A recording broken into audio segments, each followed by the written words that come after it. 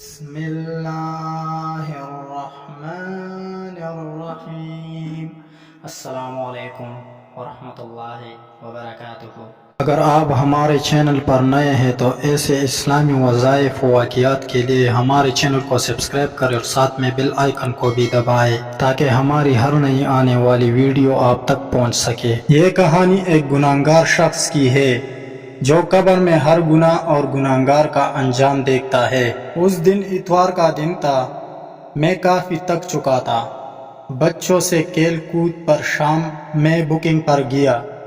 سارا دن مصروفیت کی وجہ سے تھک کر چور ہو چکا تھا۔ بچے اور بیوی باہر لون میں ٹی وی دیکھنے بیٹھ گئے۔ میں جلدی سے سونے چلا گیا۔ سوتے ہی مجھے اس دن عجیب سی نیند آ رہی تھی۔ جسم میں تھکاوٹ اور ہلنے کی جان نہیں تھی۔ آنکھیں نہ بند تھی نہ کھل پا رہی تھی۔ دماغ پر عجیب سا وزن محسوس ہو رہا تھا۔ آنکھوں کے سامنے کالی دھند چھانے لگی تھی۔ کانوں میں عجیب سا شور ہو رہا تھا۔ پاؤں درد کرنے لگے تھے جیسے خون باہر نکلنے کی کوشش کر رہا ہو۔ اتنے میں آنکھوں کے سامنے مکمل اندھیرا چھا گیا، جیسے آہستہ سے میرے جسم سے جان نکل رہی ہو۔ پھر بھی مجھے وہ نظارے دکھائی دینے لگے تھے۔ نہ چاہتے بھی دماغ میں ماضی کے پچھلے کئی گناہ یاد آ رہے تھے، جیسے کوئی بھکاری بچہ مجھ سے بھیک مانگنے آیا اور میں نے اسے دھکا دے کر ہٹا دیا۔ لڑکیوں کی مجبوری کا فائدہ اٹھا کر ان سے کئی گناہوں کی یاد مجھے ایسا لگ رہا تھا جیسے میرے کئی سارے گناہ کسی مووی کی طرح میرے سامنے چل رہی تھی۔ میں جاگنے کی کوشش کر رہا تھا پر میرے جسم میں ذرا سا ہلنے کی طاقت نہ بچی تھی، جیسے ایک کھوکھلی لاش کسی نہر میں تیر رہی ہو۔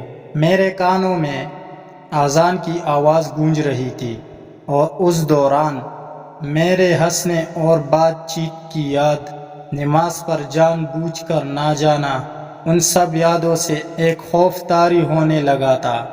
پھر کچھ لمحوں بعد مجھے کالے لباس میں ایک شخص دکھائی دینے لگا اور مجھ سے کہنے لگا، میں ملک الموت ہوں، تمہارا وقت اس دنیا میں پورا ہو چکا ہے اور مجھے حکم ہوا ہے کہ تمہاری جان لی جائے۔ میں سن کر گھبرا گیا۔ روتے منت کرتے کہا، خدا کے لیے مجھے چھوڑ دو، میری ابھی مرنے کی عمر نہیں ہے، میرے چھوٹے چھوٹے بچے ہیں اور میں نے قبر کے لیے کوئی تیاری بھی نہیں کی اور میرے کوئی اچھے کام بھی نہیں ہیں، میں نے نمازیں بھی نہیں پڑھی۔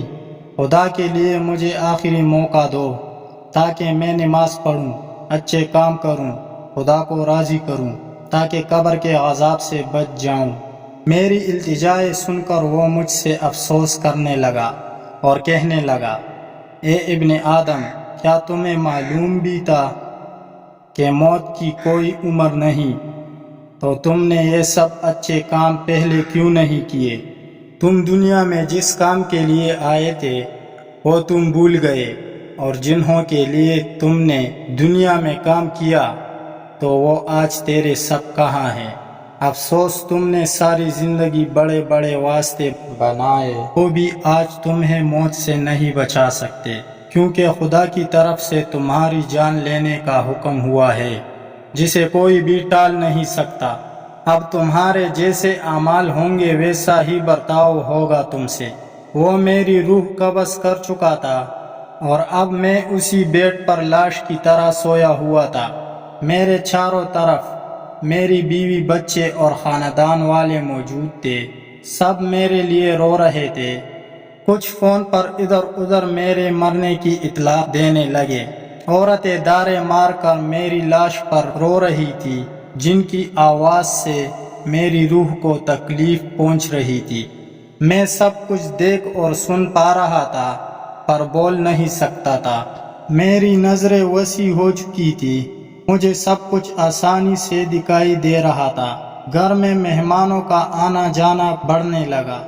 کچھ میری تعریف کر رہے تھے کہ مرحوم اچھا تھا تو وہاں کچھ برائی بھی کر رہے تھے، اور برائی کرنے والوں کی وجہ سے میری روح کو تکلیف پہنچ رہی تھی۔ تھوڑی دیر میں مسجد میں میرے نام کا اعلان ہونے لگا۔ اعلان سن کر میں حیران ہو رہا تھا کہ دنیا میں جب زندہ تھا میرا نام لینے سے پہلے میرا عہدہ، مرتبہ، تعریف بیان ہوتی تھی، اور آج صرف اتنا کہا گیا کہ احمد خان ولد اعتزاز خان اس فانی جہاں سے ہمیشہ کے لیے انتقال کر چکے ہیں۔ میری روح مکمل قبض ہو چکی تھی۔ اتنے میں دوسرا فرشتہ میرے پاس آیا اور کہنے لگا، اے ابن آدم، تم نے جو مال جمع کیا تھا وہ کہاں ہے؟ تم جو ساری زندگی دولت کمانے اور جمع کرنے کے چکر میں خدا سے غافل رہے، تو بتاؤ اب وہ دولت تیرے کس کام کی ہے؟ کیا وہ تمہاری جمع کی ہوئی دولت تمہیں خدا کے عذاب سے بچا سکتی ہے؟ ہرگز نہیں۔ تمہیں جب معلوم تھا کہ قبر میں صرف اچھے اعمال مانگیں گے، تو پھر بھی تم خدا کی عبادت اور اس کے حکموں سے غافل کیوں رہے؟ دنیا کے چکر میں جان بوجھ کر بغیر کسی مجبوری کے نمازیں چھوڑے۔ اب تیار ہو جاؤ اپنے اچھے برے انجام کے لیے۔ اس کے کسی بھی سوال کا میرے پاس جواب نہیں تھا۔ میں اس کے سوالوں سے شرمندہ ہو رہا تھا اور میرے اوپر ڈر حاوی ہونے لگا تھا کہ نہ جانے دفن ہونے کے بعد قبر میں مجھ سے کیا ہوگا۔ پھر مجھے جلد ہی سے غسل دینے کے لیے لے جایا گیا۔ غسل دینے والا جب میرے جسم کو چھو رہا تھا تو مجھے بڑی تکلیف ہو رہی تھی، کیونکہ اس کی زبان پر کوئی قرآنی آیت، درود پاک اور کلمہ وغیرہ نہیں تھا۔ میرے اوپر کھڑے سب اپنی باتوں میں مگن تھے۔ کوئی میری موت سے خوف نہیں کر رہا تھا کہ انہیں بھی مرنا ہے۔ کسی کی زبان پر کوئی نیک کلمہ نہیں تھا جس سے میری روح کو سکون پہنچتی۔ میری روح وہ گناہگار روحوں میں شمار تھی جسے لوگوں کی دعائیں ہی سکون پہنچا سکتی تھی۔ تھوڑی ہی دیر میں مجھے غسل بھی دیا گیا، پھر مجھے چارپائی پر سلایا گیا۔ اب میرے چاروں طرف میرے گھر والے، بیوی، بچے، بھائی بہنیں، رشتہ دار، دوست، احباب سب میری لاش پر رو رہے تھے۔ میرے دوست جنہوں نے مجھ سے وعدے کیے تھے کہ ہم ہر مشکل وقت میں تمہارے ساتھ دیں گے، آج وہ بھی دور کھڑے اکیلے کونے میں رو کر خاموشی سے مجھے الوداع کر رہے تھے۔ پھر ایک شخص آ کر کہنے لگتا ہے، جنازہ اٹھانے کا وقت ہو چکا ہے، باہر سب انتظار میں ہیں۔ سنتے ہی میرے گھر والے پھر سے میری چارپائی کو چہک گئے اور زوروں سے رونے لگ گئے۔ میں ان کے رونے سے پریشان ہو رہا تھا۔ مجھے سمجھ نہیں آ رہا تھا یہ سب میرے لیے اتنا کیوں رو رہے ہیں۔ کیا میں نے ان کو کوئی دکھ دیا ہے؟ ان سب کو ہٹا کر میرے جنازے کو اٹھایا گیا۔ میں پریشان ہو رہا تھا۔ یہ سب مل کر مجھے کہاں لے جا رہے ہیں؟ میں ایک چارپائی پر تھا اور میرے آس پاس بڑی تعداد میں لوگ تھے۔ میرا جنازہ سفر میں ہی تھا کہ اتنے میں تیسرا فرشتہ میرے پاس آیا اور کہنے لگتا ہے، تم ایک لمبے سفر کی طرف رواں دوا ہو۔ تو یہ سفر پہلی بار کر رہا ہے۔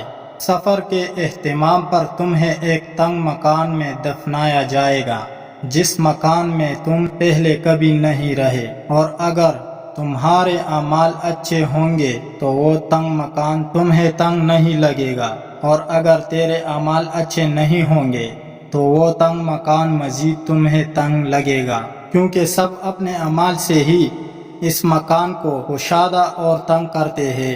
تمہیں پہلی بار اس تنگ مکان میں رکھا جائے گا اور تمہاری ہمیشہ کی زندگی قیامت تک اسی مکان میں گزرے گی۔ اتنے میں وہ غائب ہو گیا اور مجھے پریشانی ہو رہی تھی کہ نہ جانے مجھے وہ مکان کیسے ملے گا، تنگ یا کشادہ۔ اگر مجھے تنگ مکان ملا تو میں کیسے گزاروں گا قیامت تک اس تنہا مکان میں؟ اور میرے جنازے پر بھی شریک سبھی لوگ اپنی دنیا داری کی باتوں میں لگے ہوئے تھے۔ کسی کی زبان پر کلمہ شہادت نہیں تھا جس سے مجھے امید ہو کہ مجھے کشادہ مکان ملے گا۔ آخر کار میرا جنازہ قبرستان میں پہنچا، جہاں پہلے سے ہی میرے لیے ایک گڑھی کی طرح قبر کھودی ہوئی تھی، جسے دیکھتے ہی میرے دل میں خوف خدا بڑھنے لگا کہ نہ جانے اس تنہا قبر میں مجھ سے کیا ہوگا۔ میں اس ڈراؤنے تنہا قبر کو دیکھ کر بچتا رہا تھا کہ کاش میں نے دنیا میں اس تنہا قبر کو روشن کرنے کے لیے اچھے کام کیے ہوتے، کاش میں اذان سننے سے پہلے ہی مسجد چلا گیا ہوتا، کاش خود میں بھوکا رہ کر غریبوں کی مدد کر کے نیکیاں کماتا، کاش مجھے یہاں سے ایک موقع مل جائے۔ خدا کی قسم میں ساری زندگی خدا کی بندگی میں گزاروں گا، ایک ایک پل خدا کی عبادت میں گزاروں گا، لیکن اس وقت میرے پاس کاش کے علاوہ اور کچھ کہنے کو نہیں تھا۔ میرے قبر کو تیار کیا گیا، پھر مجھے اس میں اتارنے کے لیے اٹھا دیا گیا۔ مجھے قبرستان میں قبروں کی ساری روحیں نظر آ رہی تھی جو مجھے عجیب نظروں سے دیکھنے لگے تھے۔ اب میں قبر میں اتر چکا تھا اور میرے اوپر مٹی ڈالنے سے پہلے میرے لیے دعائیں مانگی جا رہی تھی۔ میں خاموشی سے انہیں سن رہا تھا۔ اتنے میں چوتھا فرشتہ میرے پاس آیا اور کہنے لگا، اے ابن آدم، کل تو زمین کے اوپر تھا اور آج تو زمین کے اندر ہے۔ کل جب تو زمین کے اوپر تھا تب تو ہر چیز میں آزاد تھا، چاہے گناہ کرتے یا ثواب۔ زمین پر تمہیں آزاد چھوڑا گیا تھا، لیکن اب تو زمین کے اندر ہے اور یہاں تیری کوئی مرضی نہیں چلنے والی، یہاں صرف تیرے اعمالوں کو دیکھ کر مرضی چلے گی۔ اگر اچھے ہوں گے تو تم یہاں بھی آزاد اپنی مرضی سے یہاں کی زندگی گزارو گے، اور اگر اچھے اعمال نہیں ہوں گے تو پھر ہماری مرضی چلے گی۔ اے ابن آدم، تو زمین پر بڑا اکڑ کر چلتا تھا، تو آج زمین کے اندر خاموش کیوں ہو؟ تمہیں معلوم بھی تھا کہ ایک دن یہاں آنا ہے، تو پھر اکڑ کس بات کی تھی؟ کیوں خدا کو بھول کر خود ہی فیصلے کرنے والے بن گئے؟ زمین کے اوپر کیوں لوگوں کے لیے زمین تنگ کر دی تھی؟ کیوں مظلوموں پر ظلم ڈھاتے تھے؟ وہاں سب سے محبت سے کیوں نہیں رہے؟